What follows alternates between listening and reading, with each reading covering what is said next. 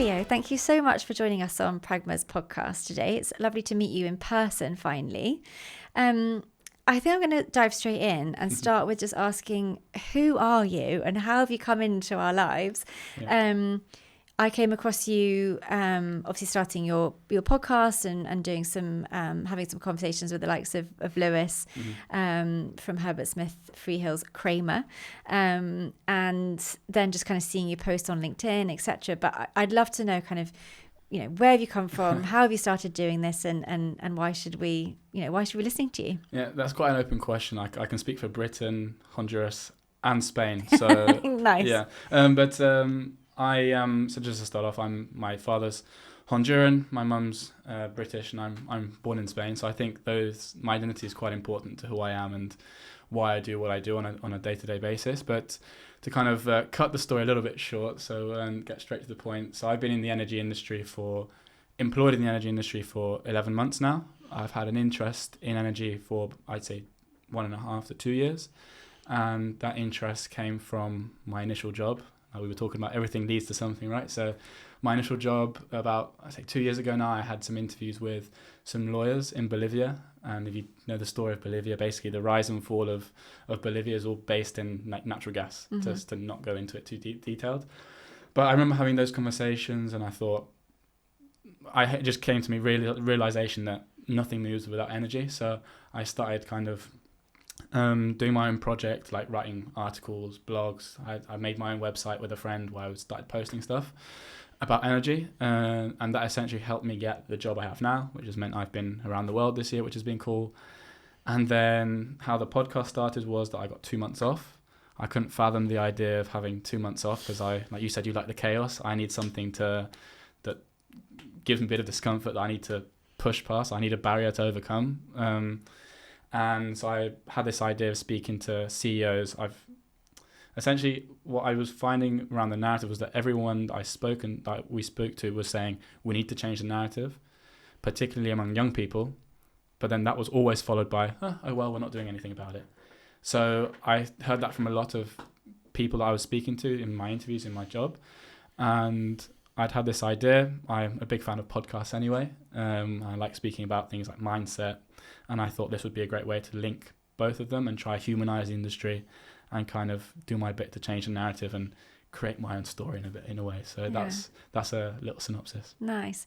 I'm going to come on to the mindset stuff because I know that's really important to you. But then, and maybe you'll answer this actually from through this next question. But it's not everyone, right, that would go to a meeting with a bunch of lawyers and then think, this is something that I'm super interested in. I'm going to start writing about it and start podcasting on it. And you really kind of led with it.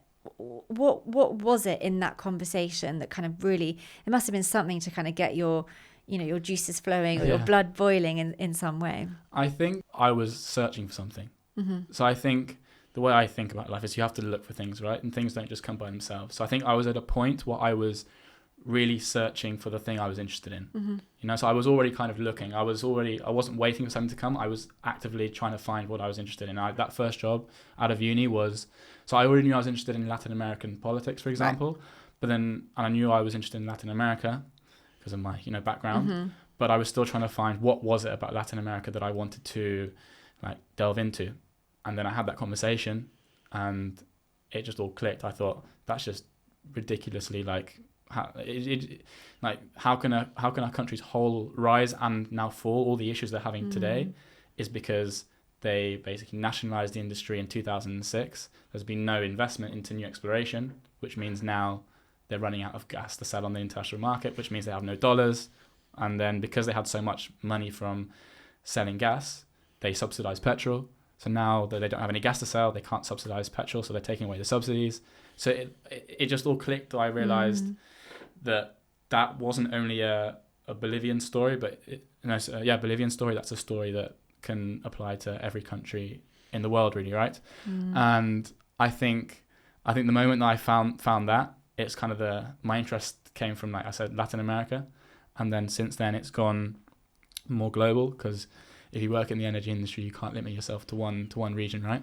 Yeah. Because everyone uses energy, everyone needs access to energy. and life doesn't move without access to energy. And I think it started there, that realization, and then in terms of going on and doing the other things that I wanted to do, I think I was at a point that I wanted to really pursue something.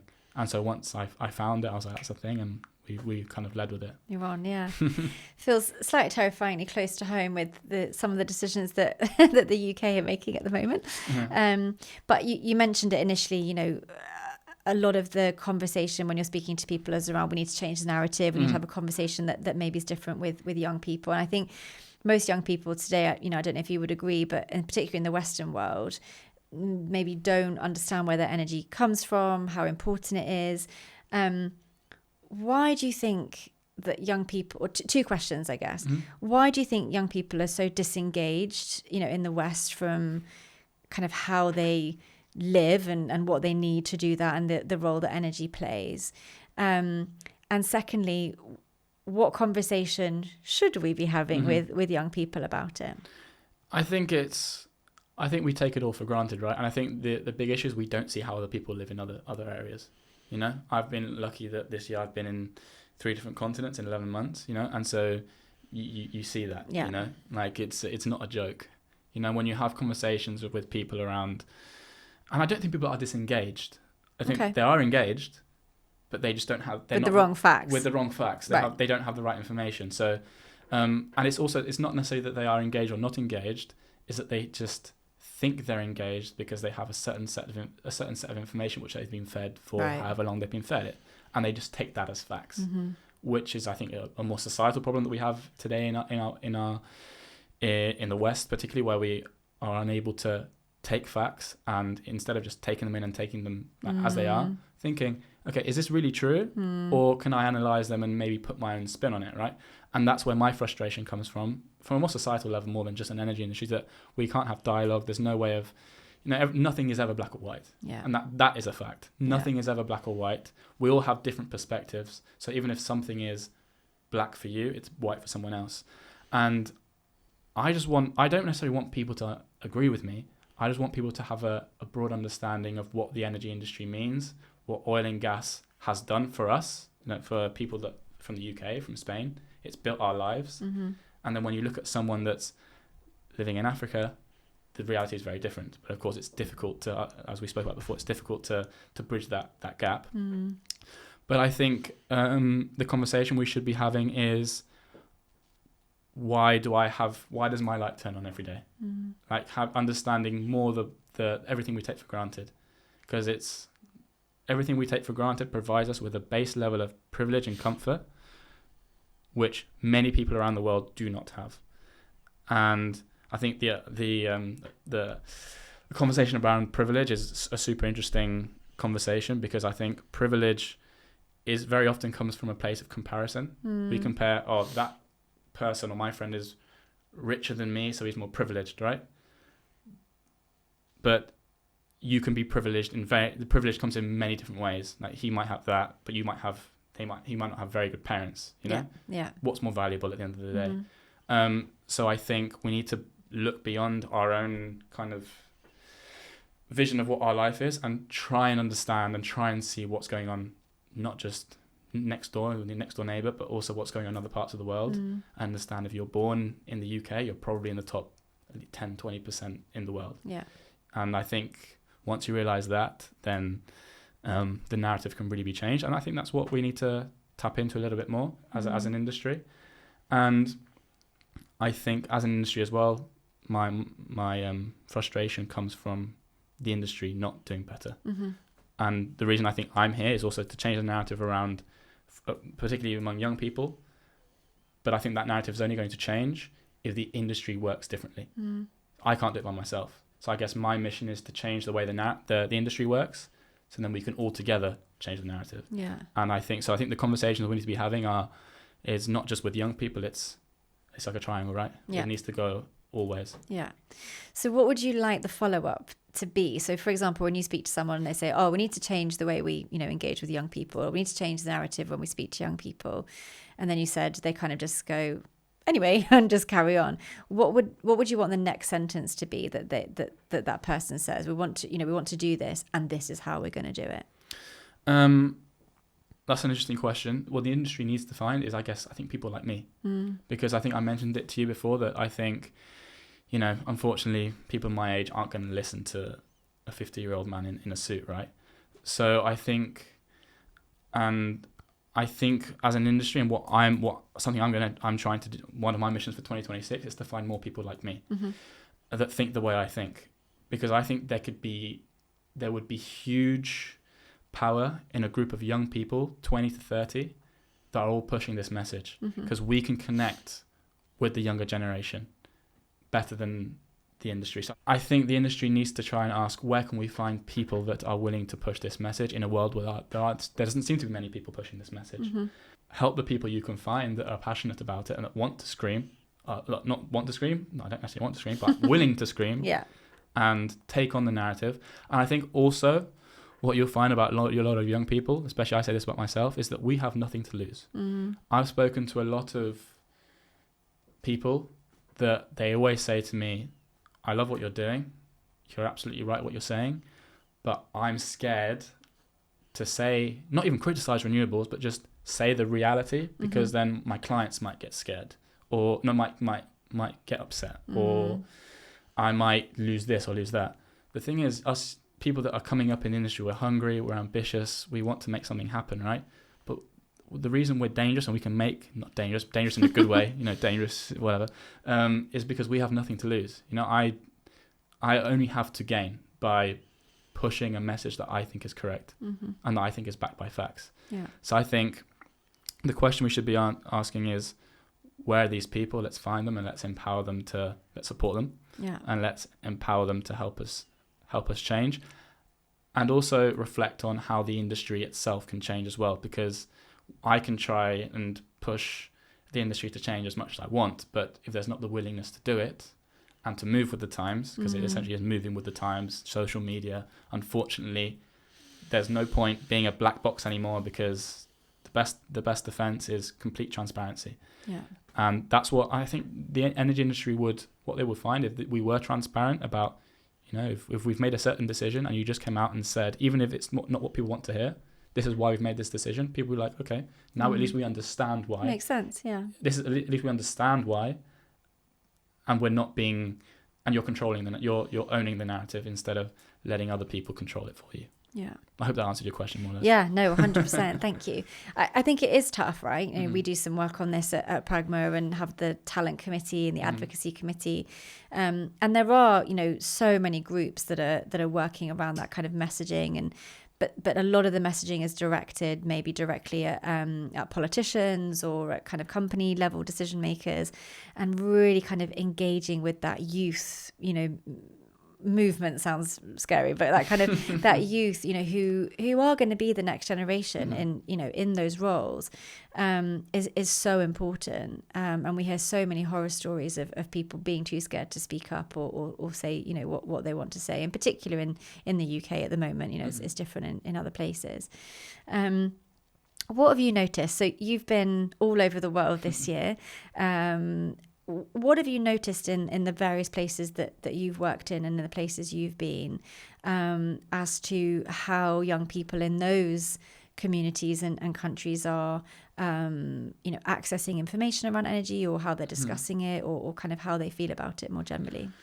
Interesting. So I've been in Mexico, Kuwait, and Ghana. And this is actually probably not really answering your question, but part of the problem I think we're facing is that I haven't engaged with many young people. Even though I've been in 3 different continents, working in energy, I really haven't had the opportunity to engage with that many young people. And I think that is kind of the core of the problem. Yeah. That young people aren't part of the conversation. And that's why I'm saying before that we need to kind of find those people that are willing to speak, that want to be part of the conversation, like myself, and empower them to be part of it. In terms of, now if I'm thinking back to, so Mexico, I didn't really have access to any young people really. In Kuwait, I did, because I spoke to a university professor from Kuwait University. And something quite interesting he said was that, that we saw when we were walking into the university, was that like 80% of all the people we could see in the hall were girls. So there were So Kuwait is a country that's built on oil and gas, and of course they're diversifying into renewables. They're diversifying into creating higher value products, so downstream. But Kuwait is built on the back of oil and gas. So somewhere like Kuwait, of course, young people are engaged, and it's part of day-to-day life. They know oil and gas is what feeds them, right? So it makes sense that they're interested in it. Someone like Ghana, of course, doesn't produce that much oil and gas at the moment. So I guess I have to be honest that my interactions with young people in the energy industry, even over this last year, has been pretty limited. But I think that was one of the reasons I wanted to do this, because I want to be able to talk about energy not only to people like you and people I've interviewed, but I also want to be able to talk about it with people that are my age. Yeah, with your peers. And I think that is something that lacks. And when I've happened to speak to people around that work in energy, it is an issue that I think a lot of other people that work in the industry that are young also face. And I think there's a huge opportunity there to bring us together. And I think if we can group together the few of us that there are around the world, there must be lots of us, but we're also scattered around everywhere, right? But I think there's a huge opportunity if we can bring all of those people together, I think, and we bring all those voices together on a global scale. So the energy industry is a global scale. You've got climate change, it's got to be global. I think there's a huge opportunity for young people to have a massive impact in the world and bring, as you said, new ideas, different ways of working, and so that I want to change that there's not that many young people visible in the energy industry at the moment. It's interesting when you're in the UK, for example, and you're speaking with your peers, and maybe something comes up in the news or something, and you say, well, actually, the background to this is XYZ. Do you feel like there's kind of are people open to having that conversation? They're interested to learn? Do they have a lot to learn? What about in the UK when you're having those conversations? So I say with my friends specifically, they're pretty open, and also I'm pretty passionate about it. So they have to be open. No, they follow the podcast. They follow what I'm doing. They've known for he's off here and there doing his thing in energy. So when they sometimes ask me about it and I give my opinion, and I think they don't deep it too much, But I guess that's part of the problem, is that it's not a conversation that's being had a lot. But from my perspective, my friends, I'd say they're pretty open to having a conversation. But I have had conversations with people that, and I think it's the minority, actually, I would say. But you do have conversations with people that don't want to listen. And with those people, it's pretty hard to have a conversation. And that's where, before we were speaking about kind of the emotional narrative that I was talking about. And those people, that's when I hit them with the emotional narrative, because that's the only kind of thing they really tend to hear or want to understand. But I think overall, people are open to listening, but it's just not a conversation that's being had. It's not a conversation which is at the forefront of people's minds, although it probably should be. But I do honestly think that, again, some people I've spoken to maybe think I'm naive that we can change the narrative, but I truly think we can. And I think it's really important. I don't want to say I want to forget about 50 plus and 60, but if we're going to change the narrative, we need to focus on young people, because the future of energy is the future of the world, and by consequence, the future of energy and the future of the world is the future generation. And we have no choice. And they're also, I think, the demographic that is most anxious about the future. That's normal, because they've got the longest to live still, and they have information that they're seeing every day, and there's a lot of that kind of anxiety around climate change, etc. So I think trying to get some of those people engaged with a conversation is so important. And to your point, not just kind of being thrown facts, but actually having like a back and forth about it, understanding fears and worries, etc. Or maybe they've heard something somewhere and they don't really know what it means. It's very complex. It's a very complex topic. That I think sometimes we try and simplify it to make it easier for people who are not experts to digest. But in doing so, you lose a lot of the context and a lot of the nuance, and you end up with these sound bites. And actually, that sound bites are not always that helpful. And I think we probably they deserve more credit, to take on some of these more complex ideas. Yeah, we live in the age of TikTok and short form things, right? So that's why everything gets taken. That's what I mean about we've lost the ability to dialogue, like even when it comes to social issues, political issues, because everything gets put down to a 30-second clip, which is actually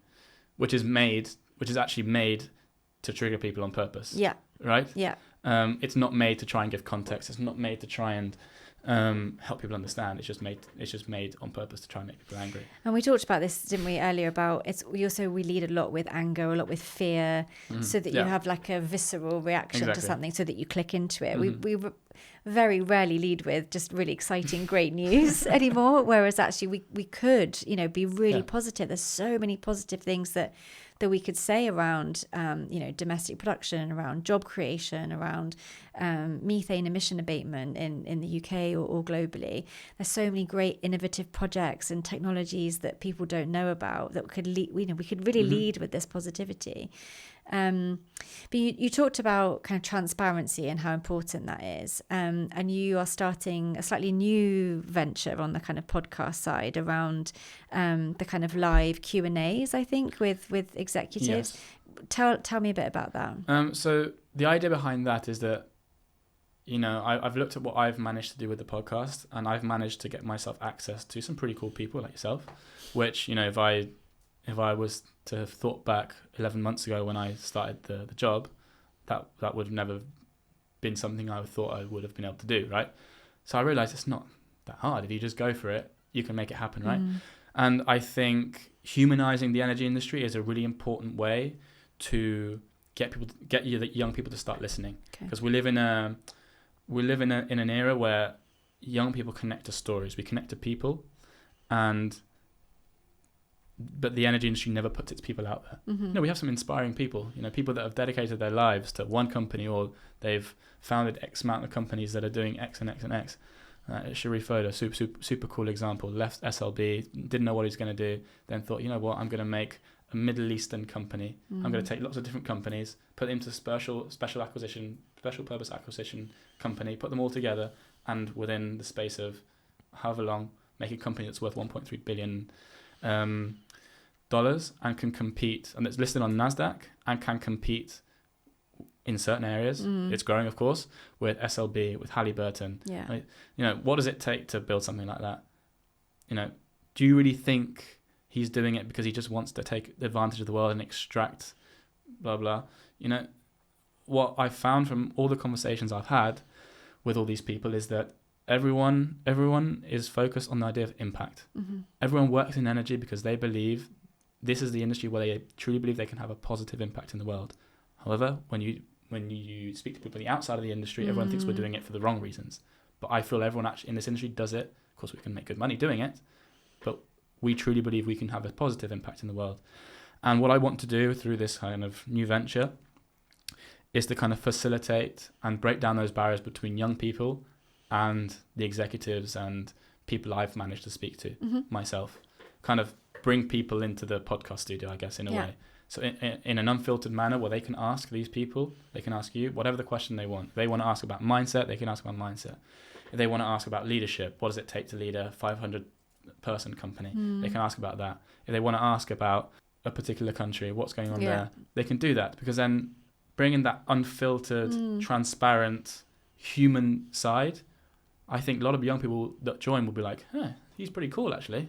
Like, he's a pretty cool guy. From what he's saying, I think that, what he's doing, he really believes in it. He's not just there to make money. He's there because he truly thinks he can help. And I think by opening those doors, we can. I think when I said about the industry needs to change the way it operates, that's what I mean. Opening the doors, showing what we do. All the most more accessible. All the most famous and successful creators that have businesses are like Stephen Bartlett, for example, because he's completely open. He does vlogs every week of what he's been doing, and he lets people into the room. Like, you see people, he lets you have access to meetings where he's signing like deals to do a $10 million investment. Of course they only release it like 10 months after the investment's been made. So the information's all out there. but giving people that kind of insight into why a decision's being made. Yeah. Why has a CEO made this decision? Why are we investing here?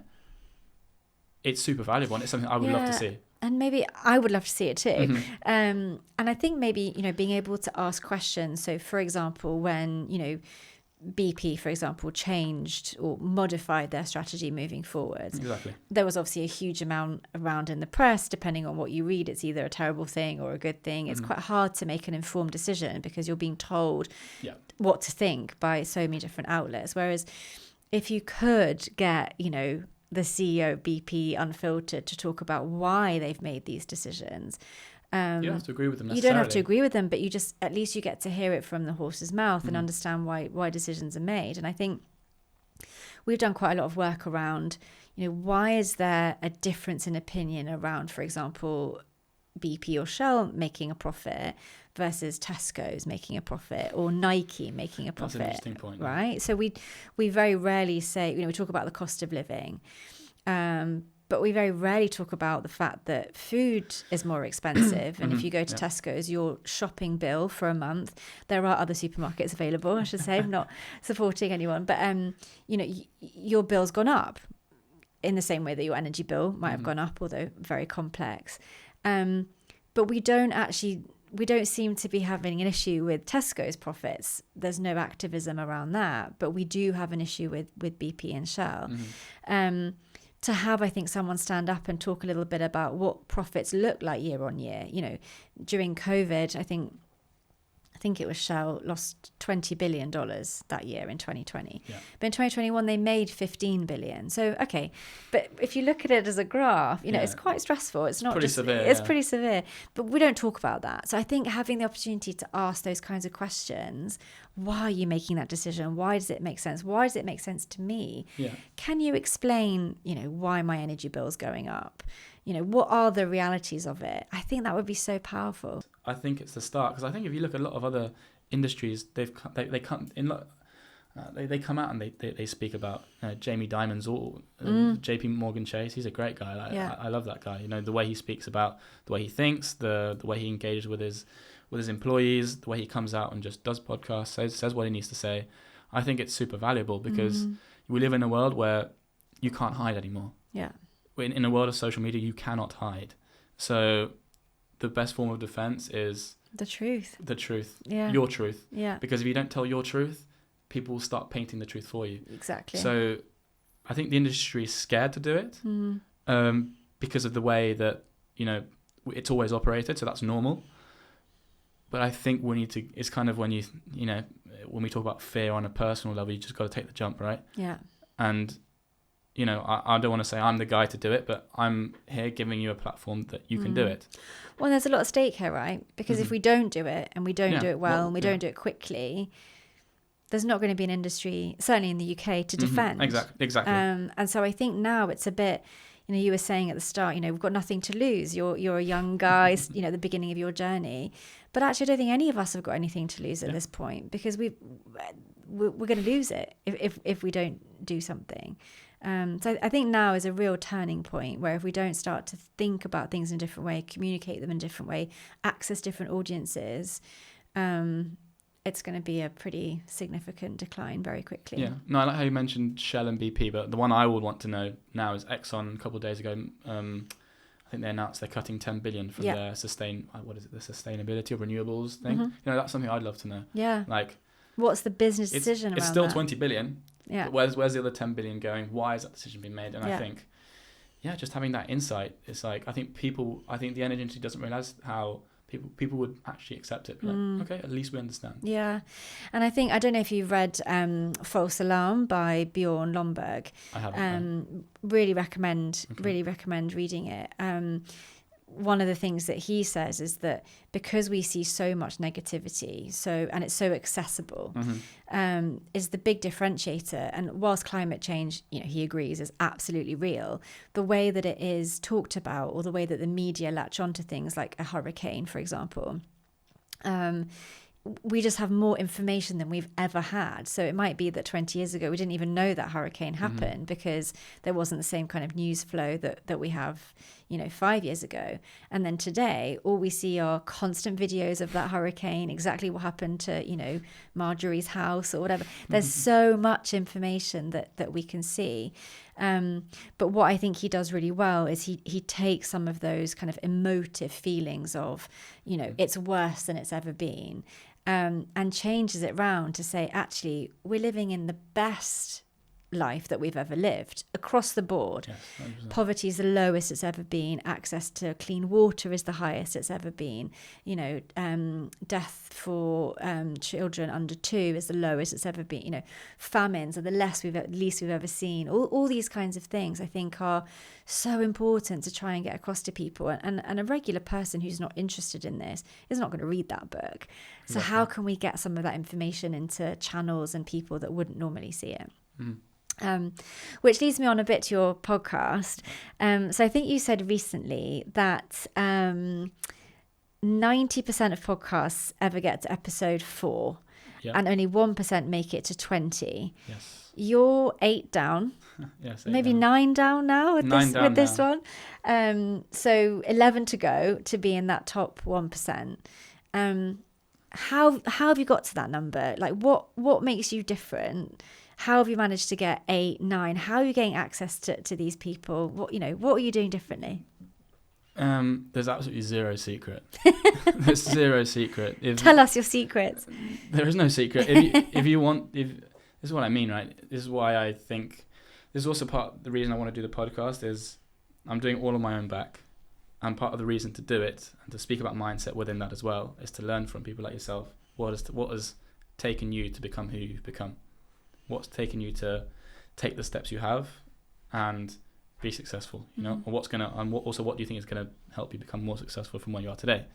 And I want to learn from people like you. And I also want to show other people, particularly my generation, that nothing's impossible. Mm-hmm. Like anything that's gone badly in your life, it's just another step. I always say a barrier is not something to keep you out. It's something for you to destroy, get rid of. And that's what this podcast has really been about for me. It's like proving. I always think confidence and being able to do things is all you need is a backlog of proof that you can do it. But the annoying thing is you can only build that backlog of proof by doing things. Yeah, you just got to do it. So and what are you going to lose? I started this podcast. I had £10,000 in my savings account that had been there for like 2-3 years. I was like, well, I was thinking I can invest it or I can use it to do something I'm passionate about. I thought, guess what? What's the best investment? Invest in yourself. Let's go. I told my mum I'm gonna invest £3,000 to do 3 episodes. And she was like, oh, all right, mate. and so my initial aim was to do 3 episodes by the end of August. I ended up with 5, just because it just rolled on. Yeah. Someone contacted me after the Sharif one, said, can we do one? I'm like, yeah, let's do it. And so I originally went to Sharif to see him in Spain. I booked to come to London because I had 3 tentative interviews. Mm-hmm. None of them were confirmed. So I was like, I don't care. I'm going to go to London and I'm just going to trust they're going to come through. Mm. And they all 3 of them came through. Nice. So I ended up with 4. Then I flew to Aberdeen. Super cool conversation with him, with Jordan. And then I already had one organised in Kuwait. And then obviously the NJ one came through late on. But it's just, you've got to grab, it's also what you said about how I got into energy and that idea that I told you I was searching for that thing that I wanted to find, right? You have to be ready for the opportunities to come. And once they come, you take them. In my opinion, whatever the cost is, you go. I believe the more risk you take, the luckier you get. Yeah. And it's hard to say it, but you have to believe it before it happens. Yeah. That's the way I see it. You have to kind of see into the future. And that's what I mentioned before about people that in Africa that can't see beyond today because they don't have access to electricity, don't have access to that base privilege. For me, what keeps me going every day is the thought that one day I will achieve my greatest dreams. That's what gets me out of bed every day. And what breaks my heart is that there's kids in wherever in the world that don't have the ability to even dream. They have the luxury to They don't have the luxury to think that way. And so if I have the luxury to think that way, I'm going to take everything I can get, and if I can help those kids at some point have the opportunity to be able to think like that as well, like the energy industry, that's what we're doing. Yeah. That's something worth fighting for and worth taking a risk for, I think. Yeah, So what a bonus. Yeah. that's been the journey so far, and it's been the most stressed I've been in my life, the most fun I've ever had, and I'm looking forward to keeping it going. I think that means it's working. That means it's working. I think so. Yeah. Yeah. What would you say if there was someone similar to you, so kind of in a similar situation, they're kind of, looking for what their purpose might be or what they want to do, let's say post-university or starting to think about careers and next steps. Do you have any advice for them? Shoot and keep shooting. Shoot, boom, boom, boom, boom, boom, boom, boom. Like, just shoot your shot at different things. Because you want to know how this really started? I finished university, then I got that job, and then I started making videos on Latin American politics, and TikTok videos. So I was editing it all myself. I hated doing the editing, but I did it anyway. So I think I got to 5 videos on that, and I was like, okay, that's not working. I don't enjoy it. So then I started doing the blog that I spoke about, like researching and just doing a blog about energy. That then led me to the job. Then when I was in Mexico, I started making videos again. Yeah. To try and pick that up again. Again, I didn't like doing it, so I stopped that. Then I started this newsletter, which is the Energy Executive 360 newsletter, which is where the podcast was born from. No one read the first one, no one read the second one, no one read the third one, no one read the fourth one, no one read the fifth one. I can keep going, right? And I gave myself permission when I started that to do 52 newsletters in 52 weeks. I'm currently on 39. I've missed 1 week, so I'm quite upset at myself for that, to be honest. Embarrassing. So one of these weeks I'm gonna have to do 2 to catch up. But it's just, my advice is try as many things as you can, because as we mentioned before, the ROI of something you do today will come in 2 years' time. So the reason I'm actually okay on camera now, well, obviously I've done 9 episodes now, but when I did the first one, I thought I was going to be much worse than I was. But the reason I wasn't as bad as I thought it was going to be, because I'd already done 10 shitty videos before. Yeah. Those videos that everyone was telling me, oh, why are you doing the videos? Like the lighting's off, the sound is rubbish, your background is awful, the editing's awful. I knew all of it was awful, but I was just doing it because I thought this one day will come in my benefit. Yeah. And the day I stepped in to do that solo episode, the introductory episode, I thought, I feel all right. Yeah. And I watched it back and I was like, you've got this. You were, if I was a 5 out of 6, if I hadn't done those videos 2 years ago, I would have been a 3. Yeah. So shoot your shot, try everything, and believe it will be worth it, because the path will define itself. Yeah. Don't think, but not too much. Yeah. Just act, because if you overthink, then you're never going to do anything. I've got friends that overthink and they never do anything. Yeah. Execution over too much thought, because once you execute, you'll fail, you'll succeed, but it'll lead you to the next thing. And that's the only way. I think it's so refreshing. I think it's we were talking about this earlier, about the mindset between like Europe, UK, America. And in the US, what I found when I've been there is the mindset is just fail. Doesn't matter. If you fail, then start again, do something again, do it differently. Yeah. And I think I love like hearing that from you, of like, it doesn't matter, just do it, just do your best. If it doesn't work out, try something. What's the worst case scenario? I love a worst case scenario, but what's the worst case? Just do something else, do it differently, do it again. And I think there is such a culture sometimes of the fear of failure. And if there's a fear of failure because it's going to affect someone else's life, or it's going to affect, someone's health or whatever, then of course. But if it's just on you and it's that kind of entrepreneurial spirit, something goes well, something doesn't go well, then why not? Yeah, no, I think that fear of failure comes very much from noise. Yeah. Like I said, like people were telling me, by the way, have you noticed that your sound is really bad? Like on the videos, I'm like, yeah, I'm 100% aware. Yeah. Have you noticed that the editing's a bit off on this part? Yeah. 100% aware. I know exactly the million things that are wrong with that video. Yeah. But it doesn't matter. Yeah. That's not the point. Do you think I was going to make one video and I was going to go viral on TikTok talking about Latin American politics? Of course not. Yeah. No? But I think it's what we mentioned before as well, that I think we live in a world where people want very quick returns on what they do. If they don't see the return tomorrow, there's no point doing it. Yeah. But the people that ever make it to do something pretty significant in life are the people that play 10-year games. Yeah. They play to win in 10 years, not in 2, not in 3. Yeah. And I would say that the decisions that I've made over the last year, from taking the job with the energy year, from doing the podcast, to just little things I do in life, every decision I make is in with the thought, could this benefit me in 10 years time or in 5+ years time? I'm not thinking short term. Yeah. So once you don't think short term, it helps you ignore the noise. Freeing. It's so freeing. It helps you ignore people, ignore the noise, because often people are trying to help, but they realize they're not helping. Yeah. Because they're reminding you about things you've already thought about a million times. Yeah. You know, and so they're trying to help, and you know that, but so you grit your teeth, you say thank you, and you swiftly move on. Yeah. You know, and I think that's a really important skill you need to take. And again, like I said, moving away, not being around your friends all the time, not being around people you know, even acquaintances. Yeah. People that ask you, why are you doing that? You don't really want to answer the question. So actually, I guess another piece of advice could be get out of where you're from. Yeah. Because once you have that mental peace, that mental silence, where you have that space where you can think, what do I want to do? And you can do it in a space with fear of zero comments or negative feedback. Sky's the limit. World's your oyster. Sky's the limit. So yeah.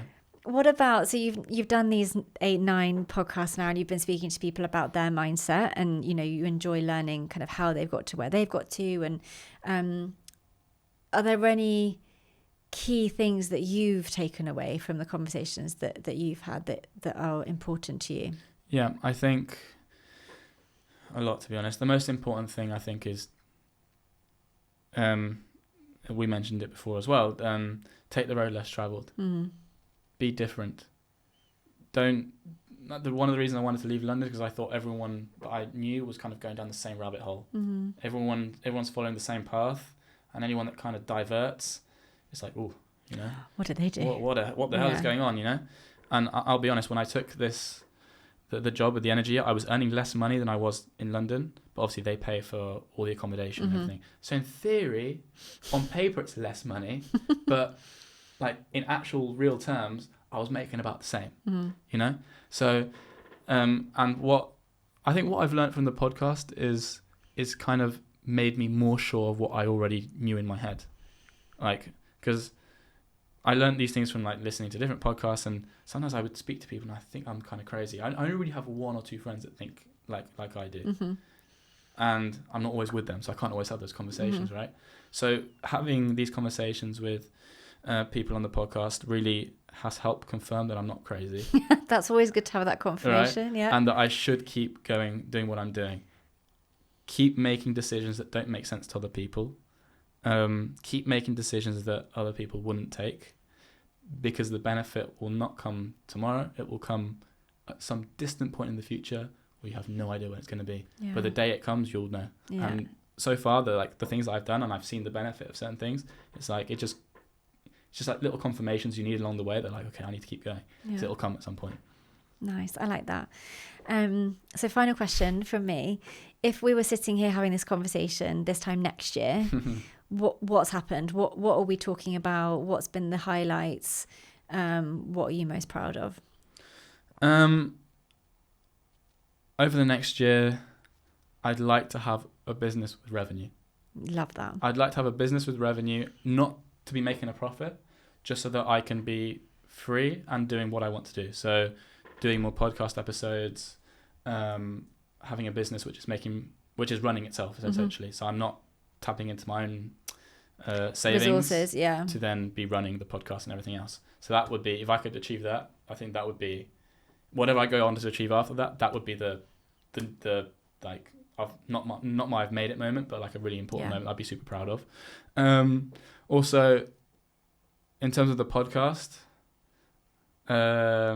someone told me a while ago that the Shell CEO would never be on the podcast. Okay. So while Sawan, I know he's not even that far away from here. The Shell office is over there. Yeah. So, and I told him, give me a year. So I guess in the next year, I need to interview well. So one, I believe in putting ridiculously outrageous goals. So yeah, a company with some kind of revenue, interview someone from Shell, and make it past the 20 podcast barrier. Yeah. Because after that, you're in the top 1%. Top 1%. Then you can just retire. No, you got to keep going. No, but it's just, I think you've got to take everything step by step, right? Yeah. So you have to have like big goals, but you've got to know that you've got to get to certain areas first. So, that's why I want to get to a company with revenue first, get to the 20 episodes, and from there you can launch. So hopefully that's going to be the plan. Well, they sound like sensible goals. And I really look forward to seeing that journey and hopefully coming along with you on it. But thank you so much for joining us today. Really appreciate it, and good luck. And let's do this again in 12 months' time and see where you've got to. Let's see. No, I really appreciate the platform. I wasn't expecting to be interviewed quite so soon, but also take the opportunity to thank everyone that's helped along the way, given me the opportunity, because I've realised, I talk a lot about personal responsibility and doing it yourself, but if you don't have people that see something in you and give you the opportunity, like I've had, the 8-9 people that have decided to give me an hour and a half of their time, without that, I wouldn't be here. So I appreciate that as well. Awesome. And thank you to you as well for everything. Yeah, you're welcome. Thanks.